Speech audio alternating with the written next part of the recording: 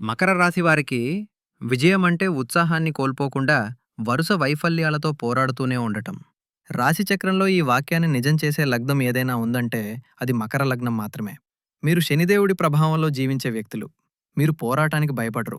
కానీ 2025 మరియు 2026 మధ్య ఉన్న ఈ సంధికాలంలో విశ్వం మీ సహనానికి మరియు ఓర్పుకు ఒక పెద్ద పరీక్ష పెట్టబోతోంది. మనం డిసెంబర్ 29 నుండి జనవరి 4 వరకు ఉన్న ఆ కీలకమైన వారంలోకి అడుగుపెడుతున్నాం. ఇక్కడ కేవలం క్యాలెండర్ మాత్రమే మారడం లేదు. మీ జాతకంలో అత్యత్యంత సున్నితమైన భావంలో గ్రహాల ఒక పెద్ద చక్రవ్యూహం రచింపబడుతోంది. నేరుగా విషయంలోకి వెళ్దాం. ఈ వారం మీ 12వ ఇంట్లో 4 పెద్ద గ్రహాలు ఒకే చోట ఉన్నాయి. జ్యోతిష శాస్త్రంలో దీనిని వ్యయ మరియు మోక్ష భావం అని పిలుస్తారు. గ్రహాల ఈ కలయిక మీ దాచుకున్న సొమ్మును కొత్త సంవత్సర వేడుకల్లో బూడిద చేయవచ్చు, లేదా మీరు సరైన వ్యూహాన్ని అనుసరిస్తే ఇది మిమ్మల్ని ఏదైనా పెద్ద విదేశీ అవకాశానికి లేదా ఆధ్యాత్మిక ప్రశాంతత వైపు తీసుకెళ్లవచ్చు. కాబట్టి ప్రశ్న ఏంటంటే, ఈ వారం విజయం ఎవరిది? ఆందోళనదా లేక ఆనందానిదా? దీనికి సమాధానం మీ పని మరియు ఆర్థిక నిర్ణయాలలో దాగి ఉంది. కాబట్టి ఇప్పుడు మీ జీవనోపాధి మరియు ధనం గురించి చాలా లోతుగా మాట్లాడుకుందాం. ఎందుకంటే 12వ భావానికి మీ బీరువాతో ప్రత్యక్ష సంబంధం ఉంది. నేను మిమ్మల్ని స్పష్టమైన మాటల్లో హెచ్చరించాలనుకుంటున్నాను. ఈ వారం మీ బ్యాంక్ బ్యాలెన్స్ విషయంలో చాలా సున్నితమైనది. చూడండి, శుక్రుడు ధనానికి మరియు విలాసానికి కారకుడు. అతను ఇప్పుడు వ్యయభావంలో కూర్చున్నాడు. కుజుడు మంగళగ్రహం, శక్తికి కారకుడు.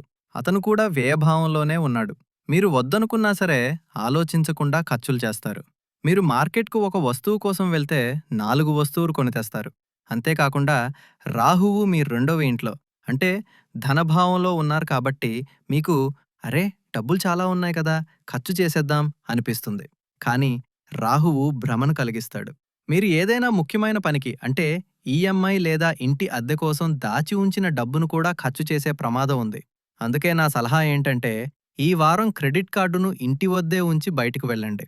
ఇక కెరీర్, ఉద్యోగం విషయానికి వస్తే, మీరు ఒక సాధారణ ఉద్యోగంలో ఉన్నట్లయితే 29 మరియు 30 తేదీల్లో కొంచెం జాగ్రత్తగా ఉండండి. చంద్రుడు మీ 4వ ఇంట్లో ఉంటారు. దీనివల్ల మనసు పనిమీద తక్కువగానూ, ఇంటి విషయాలపై ఎక్కువగానూ ఉంటుంది. ఆఫీసులో బాస్తో వాదనలకు దిగకండి.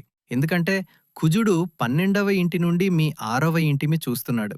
చిన్న విషయం కూడా పెద్ద గొడవగా మారవచ్చు. కానీ మీరేదైనా మల్టీనేషనల్ కంపెనీలో పనిచేస్తుంటే, లేదా మీ పని విదేశీయులతో ముడిపడుంటే, ఉదాహరణకు ఐటీ సెక్టార్, ఎక్స్‌పోర్ట్ హౌస్ లేదా ఎంబసీ, అయితే ఈ వారం మీకు జాక్‌పాట్ లాంటిది.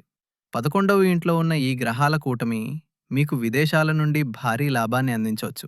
మీకు విదేశాలకు వెళ్ళే అవకాశం రావచ్చు, లేదా వీసాకు సంబంధించిన ఏదైనా శుభవార్త వినవచ్చు.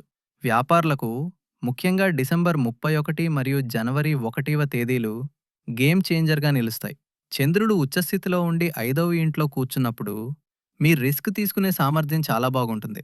మీరు షేర్ మార్కెట్లో ఏదైనా నేర్చుకోవాలనుకుంటే 23 నుండి 24 తేదీల లాగానే ఈ సమయం కూడా బాగుంటుంది.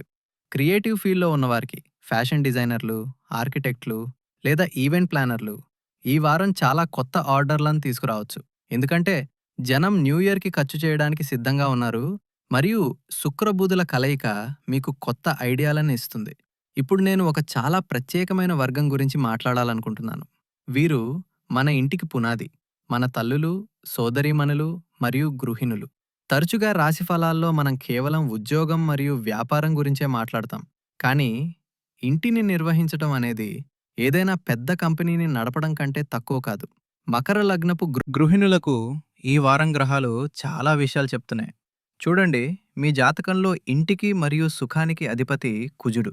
ఈ వారం కుజుడు మీ 12వ ఇంట్లో ఉన్నాడు. దీని అర్థం ఏమిటంటే, ఈ వారం మీ మీద పని భారం చాలా ఎక్కువగా ఉంటుంది.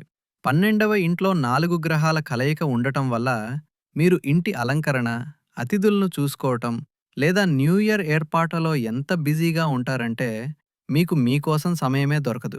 శారీరక అలసట మరియు కాళ్ళ నొప్పుల సమస్య ఉండవచ్చు. అంతేకాకుండా శుక్రుడు మరియు బుధుడు కూడా 12వ ఇంట్లో ఉన్నారు. మీకు ఇంటి బడ్జెట్ను నిర్వహించడం కష్టంగా మారవచ్చు. అకస్మాత్తుగా వచ్చే ఖర్చులు, అది వంటగది సరుకులు కావచ్చు, ఇంటి మరమ్మతులు కావచ్చు, లేదా పిల్లల కోరికలు కావచ్చు, మీ మొత్తం లెక్కలను తారుమారు చేయవచ్చు. కుజుడు 12వ ఇంట్లో ఉండటం వల్ల మీరు అందరి కోసం ఇంత చేస్తున్నా మీకు దక్కాల్సిన ప్రశంసలు దక్కడం లేదని మీకు అనిపించవచ్చు. దీనివల్ల మనసు కొంచెం చిరాకుగా ఉండవచ్చు. నా సలహా ఏంటంటే, వారం ప్రారంభంలో అంటే డిసెంబర్ 29 నుంచి 30 తేదీల్లో చంద్రుడు మీ 4వ ఇంట్లో ఉన్నప్పుడు ఇంటి భారీ పనులన్నీ పూర్తి చేయడానికి ప్రయత్నించండి. కానీ డిసెంబర్ 31వ తేదీన చంద్రుడు 5వ ఇంట్లో ఉచ్చస్థితిలో ఉన్నప్పుడు వంటగది నుండి బయటికి రండి. ఆ రోజు కేవలం పని చేయడానికి కాదు, మీకు మీరు కొంచెం సమయం ఇచ్చుకోవడానికి కూడా. మీకోసం ఏదైనా డ్రెస్ కొనండి లేదా కొంచెం విశ్రాంతి తీసుకోండి. రాహువు 2వ ఇంట్లో ఉన్నారు కాబట్టి అత్తమామల వైపు ఎవరితోనైనా పాత విషయాలను తవ్వడం మానుకోండి. మౌనమే ఈ వారం మీ అతిపెద్ద ఆయుధం. ఇల్లు మరియు పని గురించి మాట్లాడుకున్నాం. ఇప్పుడు హృదయానికి సంబంధించిన విషయాల వైపు వెళ్దాం. జీవితంలో డబ్బు అవసరమే, కానీ ప్రశాంతత బంధాల వల్ల దొరుకుతుంది. మకర లగ్నం వారికి ఈ వారం సంబంధాలు ఒడిదుడుకులతో నిండి ఉంటాయి. ఎవరైతే సింగిల్ ఒంటరిగా ఉన్నారో వారికి డిసెంబర్ 31 సాయంత్రం చాలా అద్భుతంగా ఉంటుంది. ఊహించుకోండి, సంవత్సరపు చివరి రాత్రి, గాలిలో చలి మరియు చంద్రుడు మీ ప్రేమస్థానమైన 5వ ఇంట్లో తన అత్యంత శక్తివంతమైన స్థితిలో ఉన్నారు. మీరు ఎవరినైనా ఇష్టపడుతుంటే, వారికి మీ ప్రేమను వ్యక్తపరచాలనుకుంటే డిసెంబర్ 31 లేదా జనవరి 1న చేయండి. అవును అని వినే అవకాశాలు చాలా ఎక్కువగా ఉన్నాయి. శుక్రుడు 12వ ఇంట్లో ఉండటం కూడా సంబంధాలలో లోతును మరియు రొమాన్స్ను పెంచుతుంది. జంటల మధ్య ఆకర్షణ చాలా బలంగా ఉంటుంది. కానీ వివాహితులకు విషయం కొంచెం సున్నితంగా ఉంది. కుజుడు 12వ ఇంట్లో ఉన్నారు. దీనిని మనం తాత్కాలికంగా కుజదోషం వంటి ప్రభావంగా పరిగణిస్తాము. ఇది నిద్రలేమిని లేదా చిన్న చిన్న గొడవలను తీసుకురావచ్చు. భార్యాభర్తల మధ్య ఖర్చుల విషయంలో గొడవలు జరగవచ్చు. నువ్వక్కడెందుకు అంత డబ్బు తగిలేశావు? ఇలాంటి మాటలు గొడవకు కారణం కావచ్చు. ఇది గ్రహాల ప్రభావం అని మీరు అర్థం చేసుకోవాలి. కాబట్టి శాంతిని పాటించండి. మరియు ఇక్కడ నేను కుటుంబం విషయంలో మీకు ఒక గట్టి హెచ్చరిక ఇవ్వాల్సింది. రాహువు మీ 2వ ఇంట్లో అంటే మీ వాక్కు స్థానంలో కుంభరాశిలో కూర్చున్నారు. కుంభరాశి వాయుతత్వం మరియు రాహువు పొగలాంటివాడు. మీరు సరదాగా లేదా ఆవేశంలో మీ కుటుంబ సభ్యులలో ఎవరినైనా చాలా కఠినమైన మాట అనవచ్చు. న్యూ ఇయర్ పార్టీలో మీకు ఆహారం లేదా డ్రింక్స్ అలవాటు ఉంటే చాలా అప్రమత్తంగా ఉండండి. రాహువు మీ మాటను చెడగొట్టొచ్చు మరియు సంవత్సరాల నాటి బంధాలు ఒక్క క్షణంలో తెగిపోవచ్చు. శనిదేవుడు 3వ ఇంట్లో ఉన్నారు కాబట్టి తోబుట్టువులతో మీ సంబంధాలు బాధ్యతాయుతంగా ఉంటాయి. వారి నుండి ఎమోషనల్ సపోర్ట్ ఆశించటం తగ్గించండి, కానీ వారికి తోడుగా నిలబడండి. ఇప్పుడు అత్యంత విలువైన విషయం గురించి మాట్లాడదాం, మీ ఆరోగ్యం. మరియు దాంతోపాటే మన భవిష్యత్తు అయిన విద్యార్థుల గురించి కూడా మాట్లాడదాం. మకర లగ్న మిత్రులారా, 12వ ఇల్లు ఇంత బరువుగా ఉన్నప్పుడు శరీరంలోని ఒక భాగం ఎక్కువగా ప్రభావితమవుతుంది. అది కళ్ళు మరియు కాళ్ళు. సూర్యుడు మరియు కుజుని వేడి 12వ ఇంట్లో ఉంది. నిద్రకు సంబంధించిన సమస్యలు మిమ్మల్ని ఇబ్బంది పెట్టవచ్చు. మీరు పరకపై పడుకుంటారు కానీ మెదడు మేల్కొనే ఉంటుంది. అంతేకాకుండా కళ్ళల్లో మంట లేదా నొప్పి ఉండవచ్చు. మీరు కళ్ళద్దాలు వాడుతుంటే మీ నంబర్ చెక్ చేయించుకోండి. కేతువు 8వ ఇంట్లో ఉన్నారు కాబట్టి అకస్మాత్తుగా గాయపడటం లేదా కాళ్లకు బెణుకు పట్టే ప్రమాదం ఉంది. మెట్లు దిగేటప్పుడు లేదా డ్రైవింగ్ చేసేటప్పుడు ఫోన్ వాడకండి. 6వ ఇంటింట్లో గురువు వక్రించి ఉన్నారు. మీకు కడుపు లేదా జీర్ణక్రియకు సంబంధించిన పాత సమస్య ఏదైనా ఉంటే అది ఈ వారం మళ్ళీ తిరగబెట్టవచ్చు. న్యూ ఇయర్ విందులో మరీ ఎక్కువగా నూనె, మసాలాలు ఉన్న ఆహారానికి దూరంగా ఉండండి. విద్యార్థులకు ఈ వారం 2 భాగాలుగా విభజించబడింది. వారం ప్రారంభంలో అంటే 29 మరియు 30 తేదీల్లో బుధులు 12వ ఇంట్లోకి వెళ్తున్నారు. చదువుపై మనసు తక్కువగా ఉంటుంది. మెదడు మాటిమాటికి దారి మళ్ళుతుంది. మీరు సోషల్ మీడియాలో లేదా స్నేహితులతో సమయం వృధా చేయవచ్చు. కానీ డిసెంబర్ 31 నుండి జనవరి 1 మధ్య చంద్రుడు వృషభ రాశిలోకి రాగానే అద్భుతం జరుగుతుంది. మీ జ్ఞాపక శక్తి అకస్మాత్తుగా పెరుగుతుంది. మీ పరీక్షలు దగ్గర పడుతుంటే డిసెంబర్ 31 మరియు జనవరి 1న కఠిన పార్టీ చేసుకునే బదులు మీరు 4 గంటలు చదివినా అది 10 గంటలతో సమానమవుతుంది. గణితం మరియు సైన్స్ వంటి కష్టమైన సబ్జెక్టులను అర్థం చేసుకోవటానికి ఇది ఉత్తమ సమయం. విదేశాలకు వెళ్లి చదువుకోవాలని కలలు కంటున్న విద్యార్థులకు 29వ తేదీ తర్వాత సమయం శుభవార్తను తీసుకురావచ్చు.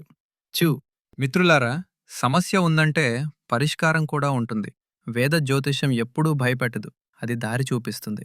ఈ వారం గ్రహాలను శాంతింపజేయడానికి మరియు 2026కి ఘనమైన ఆరంభం ఇవ్వటానికి మీరు కొన్ని ప్రత్యేక పరిహారాలు చేయాలి.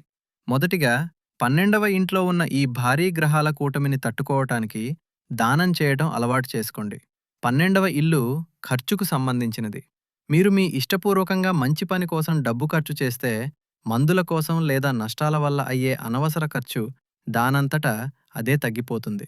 చలికాలం కాబట్టి ఎవరైనా పేదవారికి దుప్పటి దానం చేయండి. శని కర్మకారకుడు కాబట్టి ఇది మంచి ఫలితాలిస్తుంది. రెండవ ఉపాయం రాహువు మరియు మీ వాక్కు కోసం వెండి గ్లాసులో నీరు తాగడం ప్రారంభించండి. ఒకవేళ ఇది సాధ్యం కాకపోతే మీ దగ్గర ఒక చదరపు వెండి ముక్కను ఉంచుకోండి.